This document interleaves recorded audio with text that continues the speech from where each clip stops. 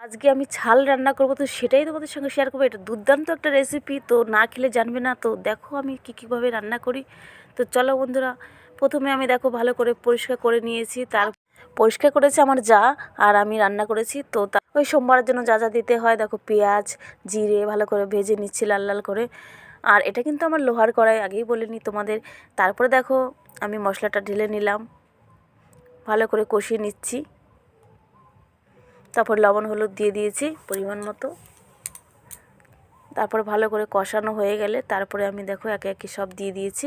তো এই মাংসের সঙ্গে কিন্তু ছালগুলো আমার ছেলেই এনেছে। আর তো তারপরে দেখো আমি সুন্দর করে কষিয়ে নিচ্ছি ভালো করে। সত্যি কথা বলতে কি, এই খাবারটা আমার খুবই ভালো লাগে। এটা হলে আর কিছুই লাগে না। জানি না তোমাদের কেমন লাগে বন্ধুরা, যদি ভালো লাগে অবশ্যই কমেন্ট করে বলো। আমার কিন্তু খুবই ভালো লাগে।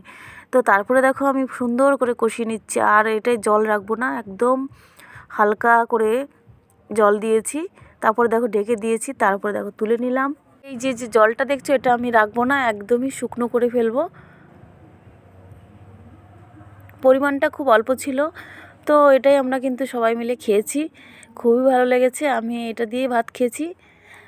ফাইনালি আমার রান্না কমপ্লিট, দেখতে পাচ্ছ। আর তো তারপরে ফাইনালি রান্না একদম শেষের দিকে আমি এখন সাই বাবা গরম মশলা দিয়ে নামিয়ে নেব।